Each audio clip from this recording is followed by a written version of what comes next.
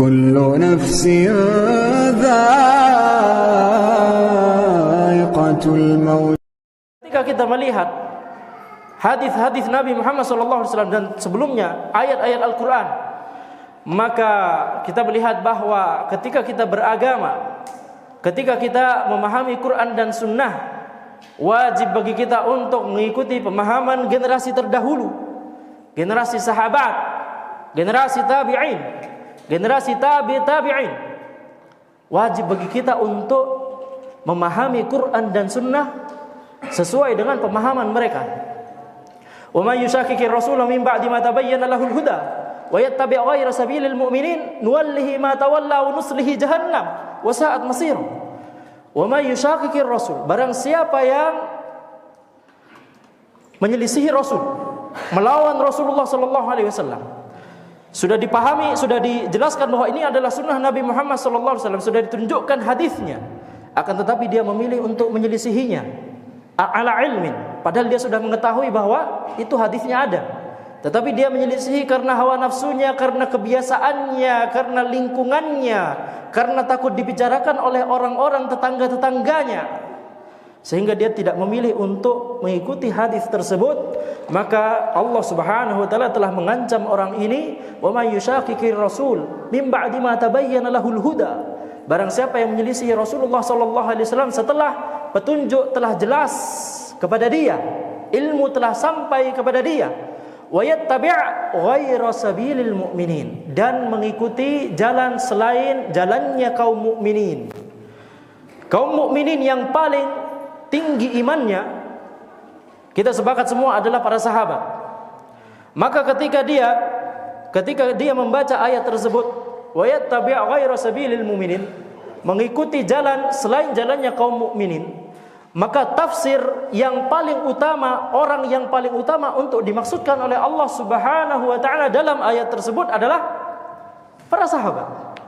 Sehingga ketika walaupun kaum muslimin di zaman ini yang Nabi Muhammad SAW telah kabarkan bahwa akan ada perbedaan yang banyak di dalam umat, orang-orang Yahudi berselisih, terpecah menjadi 71 bagian, 71 kelompok. Orang Nasrani terpecah menjadi 72 kelompok. Kaum muslimin akan terpecah menjadi 73 kelompok. Itu hadis Nabi Muhammad SAW. Dan itu telah kita lihat di zaman ini.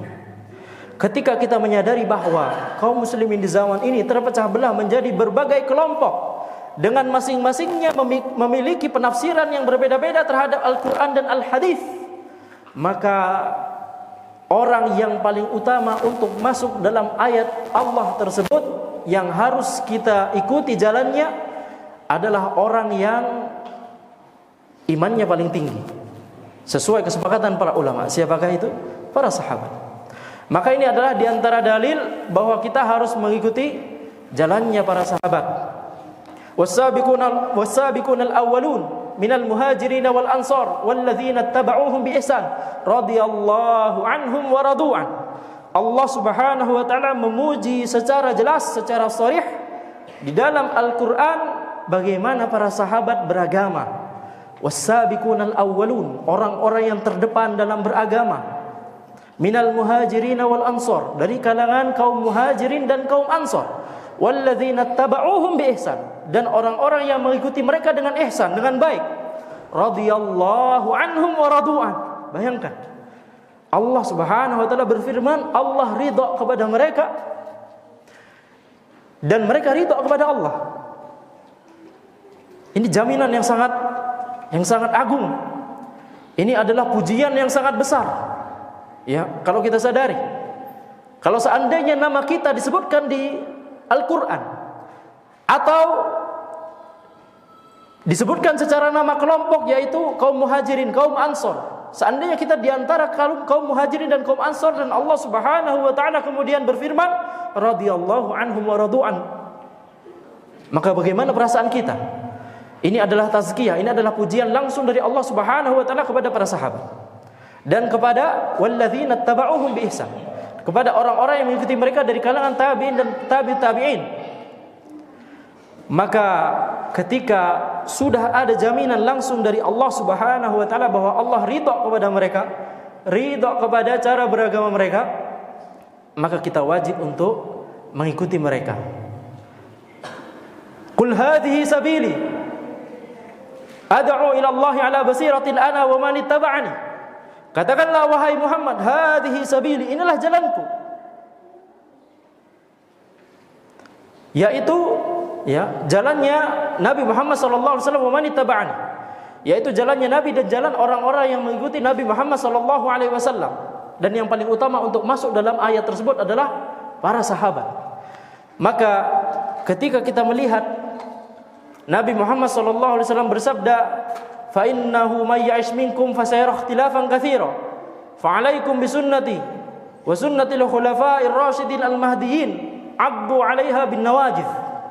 Sesungguhnya orang yang hidup setelahku akan melihat perselisihan yang sangat banyak. Fa 'alaikum bi sunnati, maka wajib bagi kalian untuk mengikuti sunnahku dan sunnah para khulafa'ir rasyidin. Sunnah Nabi maksudnya adalah tuntunan Nabi.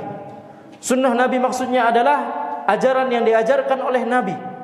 Kata sunnah di sini berbeda dengan istilah sunnah dalam ilmu fikih. Ada wajib, ada sunnah, ada mubah, ada makruh, ada haram. Maka kata sunnah di sini berbeda dengan istilah sunnah yang itu. Kalau sunnah yang itu kalau ditinggalkan tidak berdosa, kalau dikerjakan berpahala. Akan tetapi sunnah Nabi yang kita maksud dalam kalimat wajib mengikuti Al-Quran dan As-Sunnah, maksudnya adalah seluruh tuntunan Nabi Muhammad SAW.